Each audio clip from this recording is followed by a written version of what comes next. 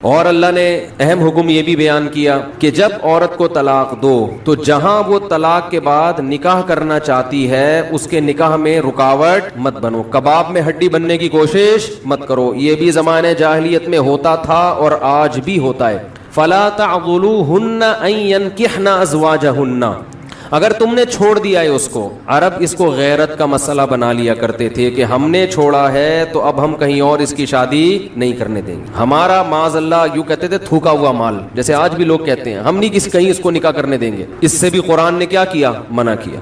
اور اس سے بھی منع کیا کہ اپنی مرضی سے زبردستی اس کا نکاح بھی مت کراؤ طلاق یافتہ کا۔ ینکحنا ازواجہن، اپنے سلیکٹڈ شوہر سے نکاح کرنا چاہتی ہے تو تم کباب میں ہڈی بولو نہیں بنو، یعنی اس کو یہ رائٹ ہے کہ وہ جہاں چاہے نکاح کرے۔ یہ بھی خرابی ہے آج کل بعض علاقوں میں، یہ خرابی ہے کہ بیوہ کو یا طلاق یافتہ کو نکاح تو کرنے دیتے ہیں لیکن بعض علاقوں میں دستور ہے نکاح ہمارے ہی خاندان میں ہوگا، آپ ہمارے خاندان سے باہر نہیں جا سکتی۔ اس کو بھی قرآن نے کیا کیا؟ بولو ختم۔ نکاح بھی سے بھی نہیں روک سکتے اور نکاح بھی وہاں ہوگا جہاں آپ نہیں بلکہ یہ چاہے۔ اس میں اللہ نے عمر کی کوئی قید نہیں لگائی، 40 سال کی بیوہ یا طلاق یافتہ ہو، 50 سال کی ہو، 55 سال کی ہو، یہ تمہارا ہیڈیک نہیں ہے، تمہیں زیادہ ٹینشن لینے کی ضرورت نہیں ہے۔ لوگ بڑی ٹینشن لے رہے ہوتے ہیں کہ تمہیں ضرورت کیا ہے، اب 4 بچے ہیں تمہارے، 5 بچے ہیں، اس عمر میں تمہیں شادی کرتے ہوئے شرم نہیں آتی؟ چھوڑو بھائی، کیا ضرورت ہے؟ تو اللہ فرماتے ہیں کہ تمہیں ٹینشن لینے کی ضرورت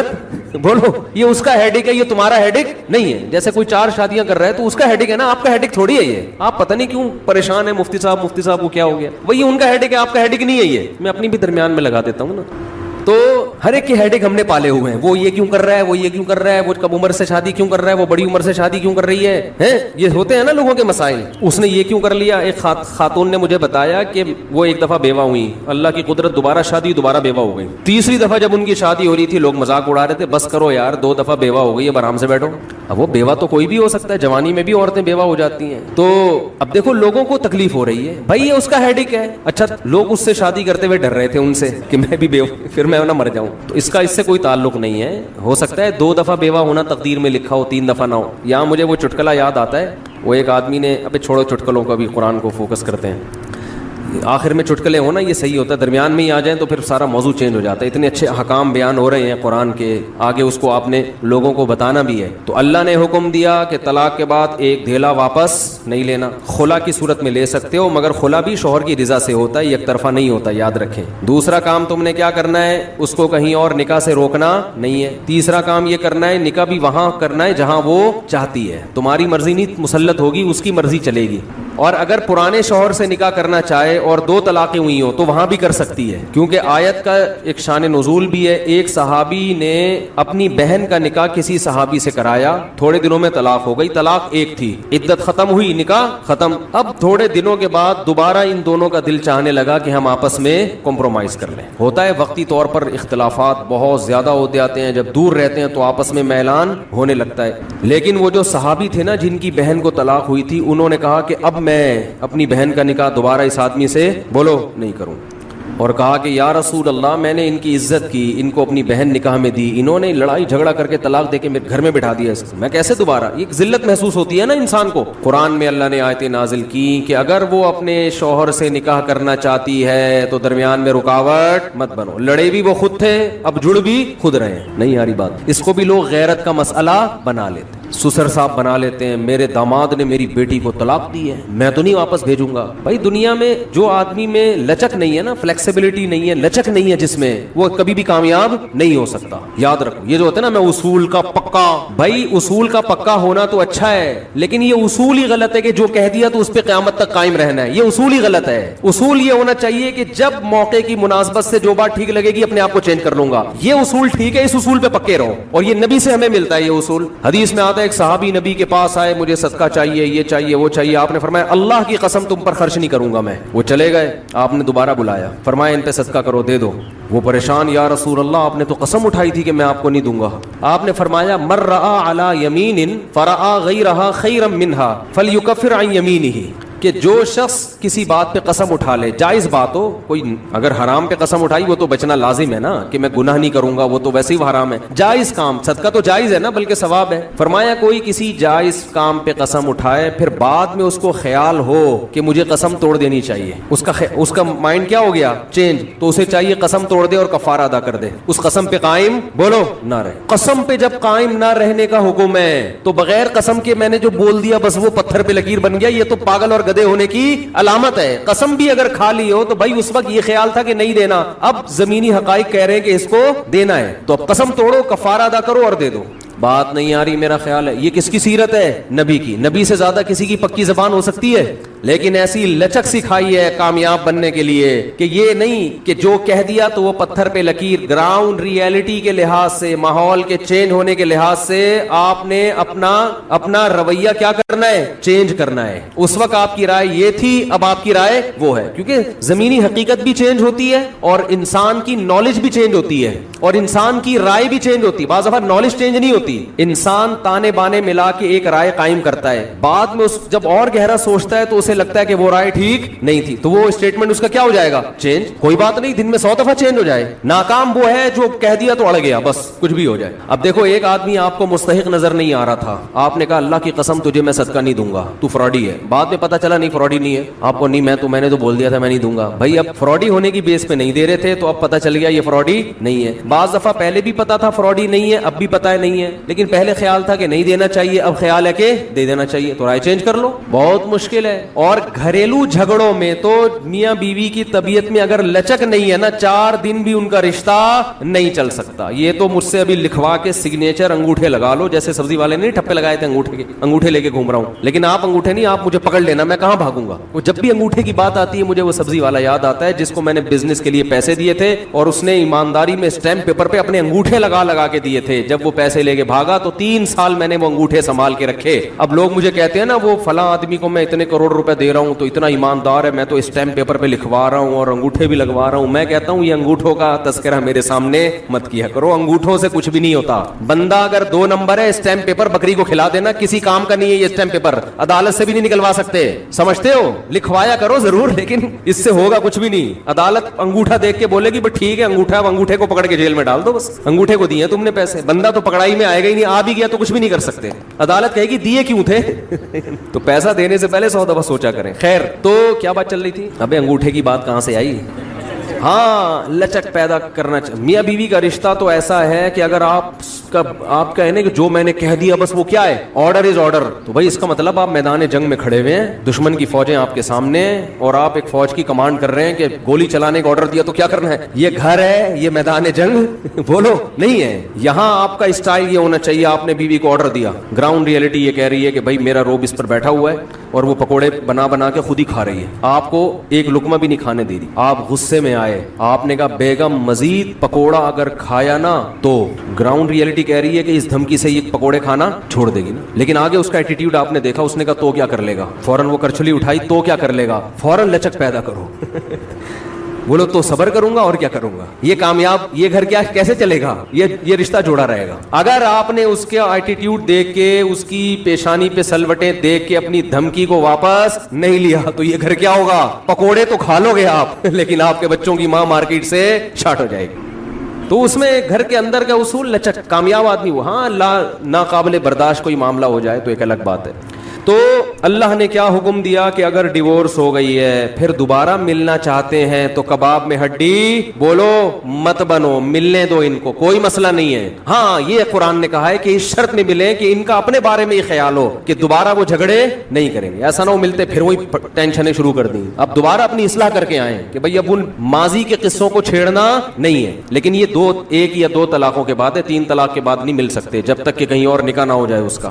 تو خیر, قرآن مجید میں اس میں اللہ نے یہ بھی حکم دیا وَلَا يَحِلُّ لَهُنَّ أَن يَكْتُمْنَ مَا خَلَقَ اللَّهُ فِي أَرْحَامِهِنَّ. اللہ نے عورت کو حکم دیا, مسلمان عورت کو, کہ اگر تمہیں طلاق ہو جائے تو تمہارے پیٹ میں اگر حمل ہے, اس حمل کو, اس پریگننسی کو تمہیں چھپانے کی اجازت بولے نہیں ہے, اگر تم اللہ اور آخرت پر ایمان رکھتی ہو. یہ بھی ہوتا ہے آج کل, کیونکہ اس معاملے میں مرد عورت کی زبان پر اعتماد کرتا ہے. اگر ایک مرد نے کسی عورت کو طلاق دی, عورت کو اگر حمل ہے وہ چھپا لے گی اور وہ بتائے گی مجھے مینسز آنا شروع ہو گئے. مرد یقین کر لے گا بھائی 3 مینسز گزر گئے, عدت ختم. کسی اور مرد سے نکاح کرے گی, اس کو بتائے گی بھائی میری عدت پوری ہو گئی ہے. اس بات کا امکان ہے کہ وہ بچہ کسی اور مرد کے کھاتے میں ڈال دے. مرد تو نہیں دیکھ رہا کہ واقعی عدت ختم ہوئی ہے, یہ تو یہ عورت جانتی ہے اور اللہ جانتا ہے. تو اس معاملے میں اللہ نے حکم دیا عورت کو کہ وہ خیانت بولے نہیں کرے. مردوں کو اللہ نے حکم دیا کہ جب بھی کسی عورت کو تم طلاق دو گے تو اس کا مال چھیننے کی تمہیں اجازت نہیں ہے. لا یحل لکم ان تأخذوا مما آتیتموہن شیئا, جو کچھ اس کو دیا ہے نا شادی سے پہلے ایک دھیلا بھی واپس لینے کی اجازت بولو نہیں ہے. آج جہیز بھی جو وہ اپنے گھر سے لائی ہے نا وہ بھی ہتھیا لیتے ہیں. اپنے دیے ہوئے گفٹ تو واپس لیتے ہی ہیں, جو وہ اپنے گھر سے لائی ہے وہ بھی ہتھیا لیتے ہیں. یہ سارے قرآن کے احکام ہیں جس کی آج دھجیاں اڑائی جا رہی ہیں, کیونکہ ان احکام کا لوگوں کو علم ہی نہیں ہے. لوگ محرم میں کربلا, ربیع الاول میں جو مخصوص بیانات ہوتے ہیں وہ یعنی سیزن وائز چل رہے ہوتے ہیں. ہم لوگ جو پریکٹیکل لائف ہے ہماری عملی زندگی ہے جس کے لیے پیغمبر صلی اللہ علیہ وسلم کو بھیجا گیا معاشرے کی اصلاح کے لیے, اللہ کے حقوق سکھانے کے لیے اور ایک دوسرے کے حقوق سکھانے کے لیے, اس پریکٹیکل لائف کی طرف ہماری توجہ نہیں ہے. ہم دوسری چیزوں میں زیادہ لگ گئے ہیں. بس وہ جوشیلی تقریریں, لوگوں کو رلانا دھلانا, یہ کام رہ گیا ہے بہت سو کا, سب کا نہیں. اہل حق ہر دور میں رہیں گے. تو اللہ نے حکم دیا کہ ڈیورس کے بعد آپ کو عورت سے کچھ لینے کی اجازت بولو نہیں ہے. ہاں خلا کی صورت میں مہر واپس لے سکتے ہو. خلا یہ ہوتا ہے کہ مطالبہ عورت کی طرف سے ہو طلاق کا, آپ تو نہیں دینا چاہتے, اچھی بھلی زندگی گزر رہی ہے, اسی کو دماغ خراب ہو رہا ہے اس کا, نہیں مجھے نہیں رہنا. تو پھر اس صورت میں مرد اگر ڈیورس دے تو وہ یہ شرط لگا سکتا ہے کہ میرا خرچہ واپس کرو, خام خواہ میں کیوں کرایا خرچ. کچھ دن پہلے ایک واقعہ سامنے آیا, ایک آدمی کی شادی ہوئی, دلہن نے پہلی رات کو بولا کہ آپ مجھے پسند نہیں ہو, میں تو کہیں اور شادی کرنا چاہتی تھی, ابا نے آپ کے متھے باندھ دیا. حالانکہ 6 مہینے سے تیاریاں چل رہی ہیں. اب کیا گزرے گی اس آدمی کے اوپر. تو خیر اس نے تو اٹھا کے پٹخنا ٹھکائی لگانا شروع کر دی. کمبخت ایک میسج کر دیتی کہ میں راضی نہیں ہوں, میرا خرچہ کرا دیا, پہلی رات کو بول رہی ہے کہ نئی ٹھکائی لگانی چاہیے تھی, میں نہیں کہہ رہا, لیکن اس نے لگائی ٹھکائی, غلط کیا اس نے. تو ایسے موقع پہ بھائی ٹھیک ہے اپنا راستہ لو, میرا خرچہ واپس. اب کون رکھے گا ایسی صورت میں, چاہتی کہیں اور تھی. بھائی تو چاہتی تھی بھی اگر کہیں اور, تو اب بتانے کی کیا ضرورت ہے, ہر بات بتائی تھوڑی جاتی ہے. بولو بھائی دل میں بولو چاہتی تو تھی لیکن چلو ہو گئی, اب اسی کو چاہنا شروع کر دیں گے آہستہ آہستہ. گدھا بھی اگر آپ پال لینا تھوڑے دنوں میں اس سے بھی محبت ہو جاتی ہے, تو پورا 2 ہاتھ 2 پاؤں کا انسان ہے, تھوڑے دنوں میں اچھا لگنے لگے گا. یہ سوچ کے صبر کر لو, پوری رپورٹیں پیش کر رہی ہیں اس کو, پوری رپورٹ. تو ظلم وہاں سے ہو, مطالبہ وہاں سے ہو, تو پھر آپ واپسی کا مہر کا واپس مطالبہ کر سکتے ہیں, بھائی جو مہر دیا واپس دو. یہ بھی اللہ نے ان آیتوں میں حکم بیان کیا. ایک حکم اللہ نے یہ بھی بیان کیا کہ اگر رخصتی سے پہلے طلاق ہو جائے تو پورا مہر نہیں دینا پڑتا بلکہ آدھا مہر دینا پڑتا ہے. 1 لاکھ روپے مہر رکھا گیا تھا, آپ ابھی رخصتی ہوئی نہیں, آپ نے ڈیورس دے دی, تو پورا مہر نہیں ہے بلکہ آدھا مہر ہے. اس میں اللہ نے ترغیب دی ہے کہ مرد پورا دے دے تو اچھا ہے, اور عورت کو ترغیب دی ہے کہ آدھا بھی معاف کر دو تو اچھا ہے. ترغیب دونوں کو دی جا رہی ہے, چھوڑو بھائی, لیکن حکم بیان کیا جا رہا ہے کہ مرد کو آدھا دینا پڑے گا اگر وہ مطالبہ کرے. رشتوں میں بھی یہ دیکھو, لوگ کیا کرتے ہیں, صرف دینداری دیکھ رہے ہیں رشتے میں. ٹھیک ہے, سب سے پہلے دینداری ہے, اور بھی چیزیں دیکھنی ہے. لوگ عجیب عجیب مشورے کر رہے ہیں. ایک صاحب اپنی بیٹی کی شادی کر رہے ہیں کسی بڑی عمر کے آدمی سے, کہہ رہے ہیں دیندار بہت ہے. میں نے کہا یار آپ کی کم عمر بچی جب اس بڑی عمر کے, یا تو خود بہت زیادہ لٹو ہوئی ہو تو ایک الگ بات ہے, لٹو ہو جائے تو پھر تو دل تو کسی پہ بھی آ سکتا ہے نا. نارمل حالات میں یہ جب اس بڑی عمر کے آدمی سے نکاح کرے گی, ٹھیک ہے وہ دیندار ہے, مگر یہ میچنگ کی شادی بولو نہیں ہوگی, اس کا دل اس سے مائل ہی نہیں ہوگا. نکاح میں تو یہ بھی دیکھا جاتا ہے نا کہ آپس میں محبت بھی تو ہو, تو محبت بزرگ سے بزرگوں جیسی محبت ہوگی نا, ٹھیک ہے نا, شوہر والی تھوڑی ہوگی. الا یہ کہ کوئی بہت ہی عاشق ہو, وہ تو لٹو لٹو تو دنیا میں کھیلتے رہتے ہیں لوگ ایک دوسرے کے ساتھ. ایسے لوگ بھی آتے ہیں, نوجوان لڑکا ہے بڑی عمر کی خاتون سے شادی کر رہا ہے, اماں مار رہی ہیں کیا کر رہا ہے, وہ کہہ رہا ہے میرا دل ہی اس پہ آیا ہوا ہے. تو میں پھر مشورہ دیتا ہوں جب دل آ گیا تو کر لو, تمہیں وہ بزرگ لگی نہیں رہی تو اسی طرح اس کو بھی نہیں لگ رہا ہوتا بعض دفعہ وہ, لیکن نارملی یہ ٹھیک بولو نہیں ہے. دیکھو حضرت ابو بکر کا مقام زیادہ تھا تھا یا حضرت علی کا مقام حضرت ابو بکر کا زیادہ, حضرت عمر کا مقام زیادہ یا حضرت علی کا. نکاح کا پیغام تو حضرت فاطمہ کے لیے سب کی طرف سے آیا, مگر نبی نے سلیکشن کس کی حضرت علی, حالانکہ وہ ان دونوں سے مقام میں کم تھے. کیوں؟ عمر میچ کرتی. بات آ رہی ہے سمجھ میں؟ عمر کیا تھی. اور یہی مسئلہ ہوا کہ جب حضرت جعفر طیار رضی اللہ تعالیٰ عنہ شہید ہوئے ہیں, ان کی زوجہ حضرت اسماء بیوہ ہوئی ہیں, تو حضرت علی نے ان بیوہ کے لیے نکاح کا پیغام بھیجا, حضرت ابو بکر نے بھی بھیجا, تو انہوں نے ابو بکر کے پیغام کو قبول کیا. عمر کیا تھی بولو؟ انہوں نے فرمایا کہ ان کی عمر کیا ہے, حضرت علی کی کم عمر ہے, وہ عمر میں میچ کر. پھر حضرت ابو بکر کے انتقال کے بعد حضرت علی نے بعد میں دوبارہ نکاح کا پیغام بھیجا, وہ انہوں نے قبول کر لیا, کیونکہ حضرت علی کی عمر اس وقت کیا ہو چکی تھی بولو؟ زیادہ ہو چکی. تو ہر چیز میں یہ دیکھا جائے گا.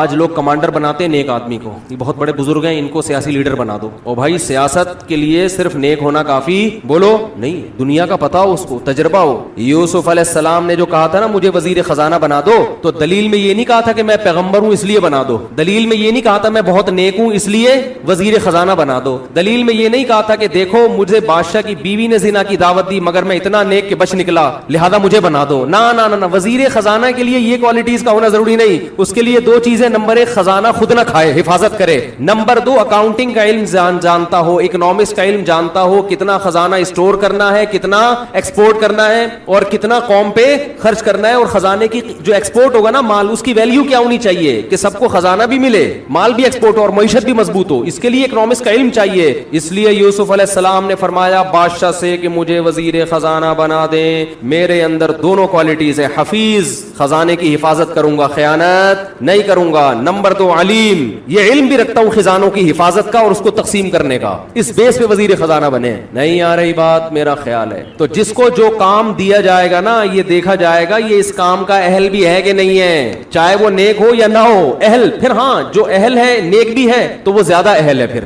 نیک ہونے, اگر نیک بھی اور اہل بھی, ہر چیز میں یہ دیکھو. پھر اللہ نے بنی اسرائیل کے ایک پیغمبر کا واقعہ سنایا کہ بنی اسرائیل کو اللہ نے حکم دیا کہ فلاں علاقے پہ حملہ کرو. بنی اسرائیل نے کہا ہم کیسے, پہلے کہہ رہے تھے ہمیں حکم دیں ہم جہاد کریں, جذبہ تو بہت ہوتا ہے نا, ابے بس جنگ چھڑ جائے بس دیکھو پھر کیا ہوتا ہے. باتیں کرنے پر گورنمنٹ کی طرف سے کوئی پابندی نہیں. تو پیغمبر نے ان کو حکم دیا تم نالائق لوگ ہو, اللہ جہاد فرض کرے گا تم لوگ کرو گے نہیں. انہوں نے کہا کیوں نہیں کریں گے, دشمن قوم نے ہم سے ہمارے بچے چھین لیے, ہمیں قیدی بنا دیا, ہمیں ہمارے گھروں سے جلا وطن کر دیا, بس آپ اللہ کا حکم کا انتظار کریں اور حکم دیں ہم لڑیں گے. پیغمبر نے کہا ٹھیک ہے بھائی, اللہ کا حکم آ گیا, ٹھیک ہے جہاد فرض ہو گیا ہے, اب اس قوم پہ حملہ کرو جس نے تمہیں گھروں سے نکالا. اور طالوت کو اللہ نے تمہارا کمانڈر بنا کے بھیجا ہے. طالوت تمہاری قوم میں ایسے ہیں جو تمہاری کیا کریں گے, کمانڈ. تو وہ کہنے لگے انا یکون لہ الملک علینا, طالوت کہاں سے کمانڈر ہو گیا بھائی, یہ تو غریب آدمی ہے, غریب کو ہم اپنا امیر نہیں بنا سکتے. پیغمبر نے ان سے کہا کہ ان کے اندر دو کوالٹی ہیں, زادہ بسطۃ فی العلم والجسم, جسم مضبوط اور اللہ نے لڑنے کی نالج دی ہے, ان کو علم بھی دیا ہے, نقشے پڑھنا جانتے ہیں. یہی ہوتا ہے نا کمانڈر کے پاس علم, قوم کو لیڈ کرنا, فائٹ کرنا اور صحت بھی اچھی. اس میں اللہ نے بتا دیا کہ فوج کی کمانڈ کے لیے دو صلاحیتوں کا ہونا ضروری, کیونکہ یہ سلیکٹڈ تھا اللہ کی طرف سے. طالوت یہ اللہ کی طرف سے سلیکٹڈ تھے نا, دو چیزوں کی وجہ سے. پیسے کا اس میں دخل نہیں ہے, بلکہ پیسے والا آدمی تو مروا دیتا ہے عام طور پہ, کیونکہ جب پیسہ ہوتا ہے نا تو میدان جنگ میں لڑنا بہت مشکل. اپنے بینک میسج آ جائے گا آپ کے اکاؤنٹ میں 3 کروڑ روپے ٹرانسفر ہو گئے ہیں, وہی میدان جنگ میں نا میسج آئے گا, وہ جو آپ نے پلاٹ بیچا تھا نا 3 کروڑ روپے مزید آ گئے ہیں. آدمی کہے گا یار ابے نندن کو چائے پلانے کے چکر میں 3 کروڑ روپے چھوڑ دوں یار میں اپنے, کیا خیال ہے؟ غریب آدمی زیادہ جوش سے لڑتا ہے. تو اللہ نے فرمایا کہ دو کوالٹی ہیں ان کے اندر, اگر مالدار ہے نا اور دنیا سے محبت نہیں ہے پھر لڑے گا. جیسے سلیمان علیہ السلام مالدار تو تھے مگر دنیا سے محبت نہیں تھی, دنیا کو مسافر خانہ سمجھتے تھے, انہوں نے کمانڈ کی, میدان جنگ میں لڑے ہیں. داؤد علیہ السلام مالدار تھے, بڑے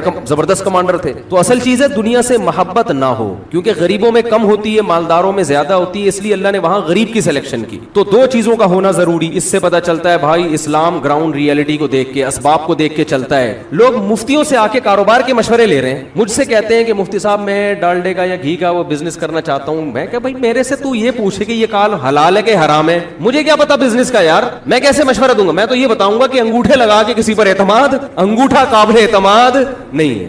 یہ میرا تجربہ ہے, اس لیے میں اپنے تجربہ شیئر کرتا ہوں. جس نے آپ کے پیسے صرف وہ ہیں جو آپ کی جیب میں رکھے ہوئے ہیں, جب دوسرے کی جیب میں پیسے چلے گئے تو انگوٹھا آپ کا ہو گیا, اس کا جو انگوٹھا تھا, پیسے کس کے ہو گئے؟ اس کے ہو. تو یہ تجربہ میں بتا سکتا ہوں. تو جو جس کی فیلڈ ہے اسی پہ सूट करती है। मैं तो यहां तक लोगों से कहता हूं इंग्लिश अगर सीखनी अंग्रेजों से सीखो, ठीक है, आपको यहां अंग्रेज नहीं मिलेंगे, यहीं के टीचरों से सीखो, लेकिन जो एक्सेंट है ना, जो लबो लहजा है, वो कहां से सही करो, बोलो गोरों से। जो माहिर टीचर होते हैं ना, वो भी गोरों की जो आपस की बातचीत है ना, उसको पिक करते हैं। इधर से सीखोगे तो किसी उर्दू स्पीकिंग से सीखोगे तो उर्दू का तड़का लगा देगा वो उसमें, पंजाब वालों से सीखोगे तो पंजाबी का तड़का लगा देगा। वो 50-50 आया करता था, बशीरा इन ट्रबल, सुन देखा है वो, यूट्यूब पे सर्च करें देख लें, आप कहेंगे रमजान में कैसी चीजें मुफ्ती साहब हमको दिखा रहे हैं। उससे ये मेरी बात आपको समझ में आएगी। उसमें 50-50 में ये बचपन की चीजें हैं ना, उसमें ये दिखाया था कि पंजाबी लोग इंग्लिश फिल्म बना रहे हैं, उस फिल्म का नाम रखा है बशीरा इन ट्रबल और फिर जो इंग्लिश वो बोले हैं,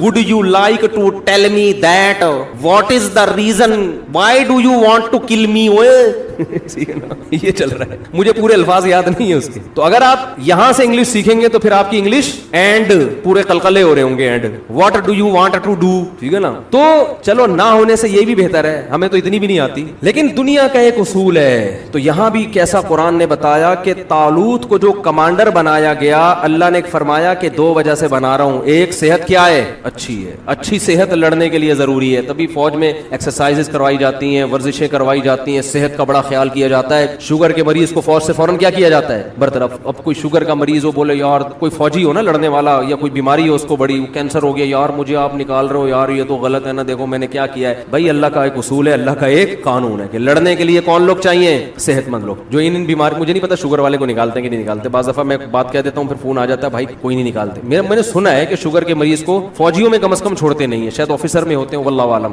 तो अब बनी इसराइल को अल्लाह ने कमांडर दे दिया तालूत। बनी इसराइल ने कहा ये गरीब आदमी है, भाई तुमने गुर्बत का क्या करना है इससे तुमने कोई हदिये लेके थोड़ी खाने हैं, बस एक दिमाग, तुम्हें उसकी गुर्बत का क्या करना है, जो तुम्हारे काम की चीजें वो उसमें मौजूद है। खैर तालूत जो है ना लश्कर लेके चले। जब लश्कर लेके चले हैं तो तालूत ने कहा कि बड़ी कौम से लड़ाई है तो अल्लाह पहले आजमाएगा, हमें प्यास लगेगी, अल्लाह ने हुक्म ये दिया है कि किसी ने दरिया से पानी नहीं पीना, प्यास को बर्दाश्त करना है, एक चुल्लू पीने की इजाजत है, इससे ज्यादा नहीं। ये आजमाइश है, जो इस आजमाइश में पूरा उतरेगा तो उसके साथ अल्लाह की मदद। कुरान कह रहे हैं ज्यादातर ने पी लिया, आजमाइश में पूरा नहीं उतरे, पूरे नहीं उतरे। अब जब मैदान में खड़े हुए हैं तो हजरत दाऊद अलैहिस्सलाम जो थे ना, वो पैगंबर अभी बने नहीं थे, वो बनी इसराइल के एक फर्द थे, हजरत दाऊद। वो तालूत की कमांड में एक सिपाही बन के लड़ रहे थे। बनी इसराइल के बाद में पैगंबर, अल्लाह ने इसी जंग की वजह से उनको पैगंबर बना दिया। अब क्या है कि सामने मुकाबला जो था ना, उनके कमांडर का नाम था जालूत, वो बड़ा पहलवान, बड़ा बहादुर, उससे लड़ना आसान नहीं था। अब जब मैदान गर्म हुआ है ना, दोनों फौजें आमने सामने खड़ी हुई हैं, तो ये बनी इसराइल में बहुत से बोलने लगे, ला ताक़त लनल यौम बिजालूत व जुनूदी, हम में तो लड़ने की ताकत नहीं है। कमबख्त इतना लंबा चौड़ा कमांडर और पीछे इतनी ठाठे मारता हुआ समंदर, आज तो मरेंगे भाई, हमें हिम्मत नहीं है। उस गुनाह की वजह से उनके हौसले क्या हो गए, पस्त। इसलिए उलमा कहते हैं कि मुजाहिदीन को, जो हमारे फौजी हैं, इन लोगों को इसका बड़ा ख्याल करना चाहिए कि आप अगर चाहते हैं ना कौम में लड़ने का जज्बा हो तो परहेजगार बनेंगे, तकवा पैदा होगा तो मोटिवेशन मिलेगी। अगर तकवा पैदा नहीं हुआ तो दुश्मन कमजोर होगा तो लड़ेंगे, ताकतवर होगा तो नहीं लड़ेंगे। यही वजह है दुनिया की हर फौज में अब आज भी मजहब है। हम जब पाकिस्तान नेवी ने हमें बुलाया ना, उलमा की दावत की थी, तो बहुत बड़े ऑफिसर थे, उन्होंने बताया कि जितने भी दुनिया में आर्मी है ना, जैसे अमेरिकन आर्मी है, तो उसमें पादरी भी होते हैं। उसमें कौन होते हैं, पादरी। वो उनको मोटिवेट करते हैं, बाइबल पढ़ पढ़ के उनको सुनाते हैं कि भाई देखो अल्लाह के लिए लड़ोगे ये सवाब मिलेगा। तो कह रहे हैं हमें ख्याल हुआ कि जो एक बातिल मजहब है भाई, और उनकी तहरीफ शुदा किताब है, मैं पूरे उन ऑफिसर के अल्फाज नकल नहीं कर रहा, जो उनके अल्फाज हैं अपने अल्फाज में उनका मफहूम बयान कर रहा हूं मैं, कि हमारे पास तो एक सच्चा मजहब है इस्लाम, तो हम मजहब से क्यों दूर रहे भाई, हम क्यों मजहब से दूर रहे। तो मजहब जो है ना हमारी फौज की सबसे बड़ी जरूरत है, और हमारा लिबरल तबका और लिबरल ऑफिसर्स जो फौज है ना, फोर्सेस, उनसे मजहब को क्या कर रहे हैं, बोलो, दूर कर रहे हैं। उनको ये नहीं पता कि अगर आपने फौज से मजहब को निकाल दिया तो इस फौज में ताकत की बेस पे तो लड़ने की ताकत होगी, लेकिन जहां दुश्मन ताकतवर हुआ ये लड़ने के काबिल नहीं रहेगी। क्योंकि इंसान लड़ता या तो ताकत की बेस पर है या किसके खौफ से, अल्लाह के खौफ और शहादत के जज्बे से। अगर आप पावर, जैसे अमेरिकन लड़ते हैं, वो पावर सुपर पावर है भाई, इस बेस पे लड़ रहा है, और मुकाबले में अफगानी लड़ रहे हैं, उनके पास पावर है। लेकिन 20 साल हो गए अमेरिकन और अफगानियों की लड़ाई का नतीजा कुछ भी नहीं निकल रहा। वो एक तरफ दुनिया की सुपर पावर, दूसरी तरफ दुनिया का गरीब तरीन मुल्क, और लड़ाई के नतीजे में रिजल्ट क्या है, जीरो। 20 साल हो गए ना, 2000 से लेकर 2021, अब कतर में मुज़ाकरात हो रहे हैं, वो آپ کو نظر آئیں گے ٹی وی میں بڑے بڑے پگڑی پہن کے پٹھان بیٹھے ہوئے ہوں گے امریکن کمانڈر کے ساتھ. کچھ دن پہلے کوئی خبر نشر ہوئی یوٹیوب پہ, وہ کوئی امریکن کمانڈر سے کسی نے کہا کہ بھائی یہ افغانی نے کہا کہ بھائی تم ہمارے ملک سے جاؤ. انہوں نے کہا بھائی تھوڑا آرام سے بات کریں. امریکن نے کہا تمہارے لیے میرے لیے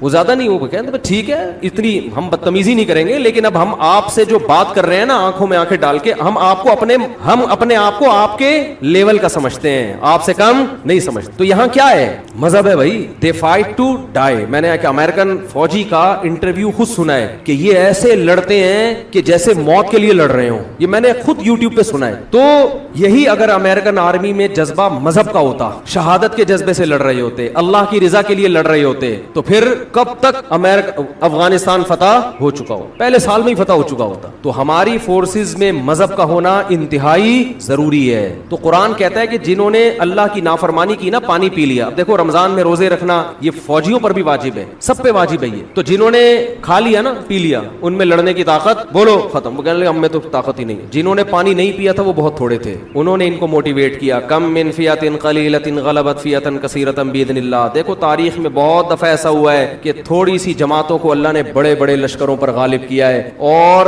واللہ مع الصابرین, اللہ صبر کرنے والوں کے ساتھ. وہ تو بھاگ گئے پتلی گلی سے, اس سے اور حوصلے ٹوٹتے ہیں جو تھوڑے سے رہ گئے تھے. لیکن انہوں نے کہا ہم پیغمبر کے حکم پہ آئے ہیں, پیغمبر غلط بات کا حکم نہیں دے سکتے. بعض دفعہ یہ ہوتا ہے کہ خام خامے کمزوروں کو طاقتور سے لڑوا دیا جاتا ہے, یہ کمانڈر کی غلطی ہوتی ہے نا کہ بھائی تو نے کیا کیا. میں بھائی یہاں تو اس غلطی کا امکان بھی نہیں تھا, لیکن جب بھی کمانڈر حکم دے اس کا حکم ماننا واجب ہے. جب ہو گیا تو اب لڑنا ہے. علماء کہتے ہیں جہاد فرض کفایہ ہے, لیکن جب میدان میں اتر گئے تو فرض عین ہو جاتا ہے. اب پیچھے بھاگنے کی آپ کو اجازت نہیں ہے. تو وہ جو تھوڑے سے لوگ رہ گئے تھے نا, اتنا بڑا لشکر, اتنے طاقتور, تو ان تھوڑوں نے لڑائی سے پہلے اللہ سے دعا مانگی, ربنا افرغ علینا صبرا. مجھے اس دعا میں بڑا مزہ آتا ہے مانگنے میں, ایسا مزہ آتا ہے. کیا منظر ہوگا وہاں, کیا دعا مانگی ہوگی. اے ہمارے رب افرغ علینا صبرا, ہمارے اوپر صبر کو انڈیل دے. یہ نہیں کہا کہ اللہ ہمیں صبر کی توفیق دے, نا نا نا نا نا, صبر کی توفیق سے کام نہیں چلے گا. بہت طاقتور ہے, بڑا مشکل ہے لڑنا اس سے, توفیق نہیں چاہیے. بالٹیوں میں پانی بھر بھر کے جیسے انڈیلا جاتا ہے نا, اس کو افراغ کہتے ہیں. کوئی برتن پورا کسی پہ الٹ دو, خالی کر دو. اے اللہ صبر بالٹیوں میں بھر بھر کے لا اور ہمارے سر پہ بار بار انڈیل. اتنا صبر چاہیے ہم کو, اس کے بغیر ہم لڑ نہیں سکتے. اور ہمارے قدم پیچھے ہٹیں گے اس لڑائی میں. وثبت اقدامنا, ہمارے قدموں کو گاڑ دے زمین میں کہ پیچھے نہ مڑ سکیں, ہم بھاگے نہیں. کیا خوبصورت دعا ہے یار, یہ قرآن کی بلاغت ہے. افرغ علینا صبرا, اے اللہ صبر کو ہمارے اوپر کیا کر دے, انڈیل, پھینک ہمارے اوپر صبر آسمان سے. وثبت اقدامنا, اور ہمارے قدموں کو جما دے. وانصرنا علی القوم الکافرین, اور ان کافروں کے خلاف ہماری مدد کر. کیا قرآن کے الفاظ ہیں, فہزموہم باذن اللہ. فا کہتے ہیں فوراً, تعقیب مع الوصل. یہ دعا مانگی اور میدان میں کودے. قرآن کہہ رہے فہزموہم, یہ نہیں کہا غلبوہم, دشمن پہ غالب آ گئے. نا نا نا نا نا, ایسے خاندانی لوگوں تھے اور ایسی پیاری دعا مانگی اور ایسا صبر دکھایا ان لوگوں نے کہ دشمن کو ذلیل کر دیا انہوں نے. ہزیمت کسے کہتے ہیں, ذلت, رسوائی, شکست. دشمن کو ذلیل کر دیا. وقتل داؤد جالوت, اور داؤد جو تھے اس فوج میں اتنی بہادری سے لڑے. ایسے موقع پہ لڑنا بڑا مشکل ہے, چہ جائے کہ انسان بہادری سے لڑے. داؤد ایسی بہادری سے لڑے کہ جا کے نا جالوت کو جا کے قتل کیا انہوں نے. واڑے واہ, یہ کیسا اسلام ہے یار, آپ کو کیا سکھا رہے ہیں بھائی. پیغمبر کے ہاتھ سے کون قتل ہو رہا ہے. تبھی تو ہندوؤں کو یہ باتیں ہضم, تبھی تو کہتے ہیں قرآن سے جہاد کی آیتیں نکالو. یہ اس قوم سے لڑ رہے تھے جس قوم نے ظلم کر کے ان کو گھروں سے بولو نکالا تھا. اگر مسلمان کی فائر پن ہی نکال دو گے میرے بھائی, پھر تو کوئی بھی ہمیں کچا کھا کے کسی بھی ٹائم ختم کر دے گا. قرآن کہہ رہے داؤد نے وہ بہادری دکھائی ہے کہ اس جنگ میں جا کے مارا کس کو ہے, جس سے سب سے زیادہ ڈر رہے تھے اسی پہ جا کے وار کیا کہ اس کو ماروں گا میں. تو لڑائی میں کامیاب ہوئے. یہ جو داؤد لڑائی میں کامیاب ہوئے صرف تقوی کی بیس پہ نہیں, پہلے سے ٹریننگ تھی, تربیت تھی, ایکسرسائز تھی, ورزش تھی, تیر اندازی تھی, ساری چیزیں ہوتی ہیں. پھر میدان میں اتر کے انسان ایسے کارنامے کرتا ہے. اس میں تہجد بھی شامل تھی, اس میں دن کے روزے بھی تھے, اس میں اللہ کے سامنے رونا بھی تھا, اور اس میں اللہ کی عبادت اور شہادت کا جذبہ, اور سب سے بڑی بات ان سب کے ساتھ صحت بھی, ایکسرسائز بھی, ٹریننگ بھی. صرف تہجد, نماز, روزے سے انسان میدان میں لڑنے کے قابل बोलो, नहीं होता। इससे पता चलता है हमारे मजहब में वर्जिश की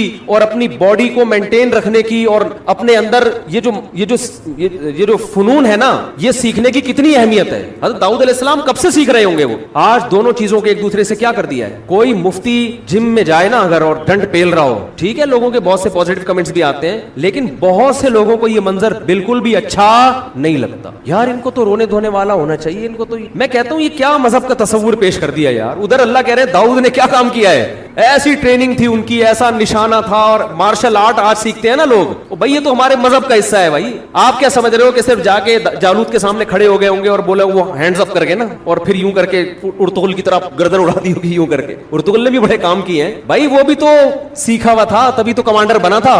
कितनी देर तलवारें चली होंगी आपस में, कितनी देर पसीने बहे होंगे, कितनी देर एक दूसरे को पटखा होगा, उसके बाद जाके दाऊद अलैहिस्सलाम ने जालूत पे गलबा हासिल किया, उसको कत्ल किया। और अल्लाह कहते हैं दाऊद का ये काम मुझे इतना पसंद आया। इससे भाई हमारे फौजियों को चाहिए कि वर्जिश करते हुए नीयत क्या करें, अल्लाह को राजी करना। एक्सरसाइज करते हुए क्या नीयत करें, अल्लाह को राजी। फिर मैदान में जब बहादुरी के जौहर दिखाओगे तो आसमान पे जो रब है उसको आप पे रहम आएगा, वो आपको नवाजेगा। अल्लाह ने दाऊद अलैहिस्सलाम को इस बेस पे नबूवत दे दी, नबी बना दिया कि अब बनी इसराइल के नबी कौन है, ये है। और ऐसे खानदानी नबी बनाया। कुरान कह रहा है वक़तल दाऊद जालूत, दाऊद ने जालूत को कत्ल किया। व आताहुल्लाहुल मुल्का, सबसे पहला अल्लाह ने इनाम ये दिया कि आज से बादशाहत किसके हाथ में, दाऊद के। बनी इसराइल के बादशाह कौन बनेंगे अब, दाऊद अलैहिस्सलाम। ये बादशाहत भी नेमत है अल्लाह की, कमांडर बना दिया, रैंक बढ़ गया उनका। बाज लोग तवाज़ो से मरे जा रहे हैं। एक साहब को मैंने कहा आप तरक्की क्यों नहीं करते, फौज में है वो, कह रहे मैं चाहता ही नहीं ऑफिसर बनूं, क्या करना है यार बन बना के, ठीक है ना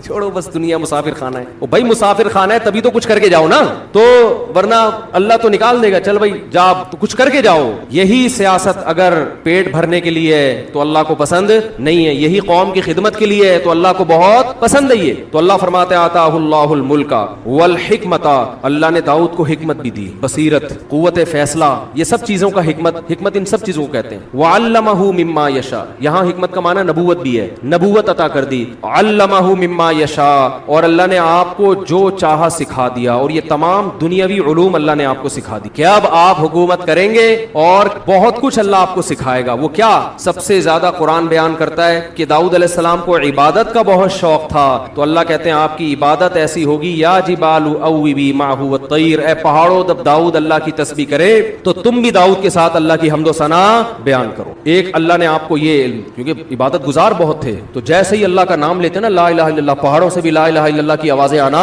शुरू। आवाज इतनी खूबसूरत, क्योंकि अब अल्लाह ने कमांडर बनाया, तो कमांडर कौम को मोटिवेट करता है कि नहीं करता। तो अल्लाह ने कहा कि जो मोटिवेशन है ना, जो भी वाइज होते हैं उनकी आवाज अगर अच्छी हो और बलागत हो, बोलना जानते हो, तो वो वाइज बड़ा कामयाब होता है। बाज दफा जो तकरीर करने वाले लोग हैं उनको बोलना तो बहुत अच्छा आता है, अपना मैसेज डिलीवर करना बहुत अच्छा आता है, आवाज अच्छी नहीं होती, उनको सुनने में भी मजा नहीं आता। बाज दफा आवाज बड़ी खूबसूरत होती है लेकिन अल्फाज की जो सिलेक्शन है वो अच्छी नहीं होती, इसको कहते हैं बलागत नहीं है। तो अल्लाह कहते हैं हमने दाऊद अलैहिस्सलाम को फस्लल खिताब, जब तकरीर करते ना ऐसी क्लैरिफिकेशन करते कि दूध का दूध और पानी का पानी कर देते, हक को बातिल से ऐसे जुदा कर देते। क्या नारे लगते होंगे उनकी तकरीर में भाई, और आवाज इतनी खूबसूरत। वत्तैरा महशूरतन, कि जब तिलावत करते थे जबूर की, परिंदे आवाज सुन के आपके गिर्द जमा हो जाया करते। ये तो अल्लाह ने आपको तकरीर की सलाहियत, आवाज की खूबसूरती, और अल्लाह ने आपको जो इबादत दी, और असल तो जालूत को कत्ल करने की वजह से कमांडर बने। तो अल्लाह ने कहा कि आप अब लोहे की जिरहें बनाएंगे और लोहा में आपके हाथ में क्या कर दूंगा, नरम। कद्दिर फिस्सर्द, ये जो जंगी लिबास है ना लोहे की जिरा, इसके बानी हजरत दाऊद अलैहिस्सलाम, क्योंकि तलवार के जख्म बहारन लगते थे, दाऊद अलैहिस्सलाम ने लोहे को पिघला के ना उसकी जिरहें बनाना, ये टेक्नोलॉजी देखो पैगंबर को अल्लाह सिखा रहे हैं, लोहे की जिरहें बनाना, जंगी टोपियां बनाना, और वो अल्लाह ने आसान कर दी, मौजज़ा दिया आपके हाथ में। वो ऐसे जहां जिस तरह से लोहे को हुक्म देते ना वो ढल जाता। फिर अल्लाह ने दाऊद अलैहिस्सलाम से कहा कि ए दाऊद इअमलू आला दाऊद शुक्रा, ए दाऊद मैंने तुझ पर इतने इनामात انعامات کیے, تجھے کمانڈر بنا دیا, تجھے ایک بیٹا دیا سلیمان جو تیرے بعد جانشین ہوگا, ولی عہد ہوگا, اور اس کو اس سے بھی زیادہ معجزے دوں گا, اتنے میں نے تجھ پر احسان کیے ہیں. اعملوا آل داؤد شکرا, اے داؤد اور اے داؤد کے خاندان والو شکر ادا کرنا. قلیل من عبادی الشکور, شکر گزار بندے میرے بہت تھوڑے ہوتے ہیں. نعمتیں بہت سو کو ملتی ہیں, لیکن نعمتیں حاصل کر کے اترانے والوں کی تعداد زیادہ ہے, شکر کرنے والے مارکیٹ میں شارٹ. لیکن داؤد علیہ السلام کو تو قرآن نے گواہی دی کہ وہ شکر گزار بنے. تو اس میں اللہ نے بتا دیا کہ میں بہت سو کو بڑی بڑی نعمتیں دیتا ہوں, لیکن وہ نعمتیں ملنے کے بعد اپنی اوقات بھول جاتا. تو یہ بڑا دلچسپ واقعہ اللہ نے بیان کیا ہے کہ اسی بیس پہ داؤد علیہ السلام کو حکومت ملی. اب وقت بہت زیادہ ہو گیا ہے.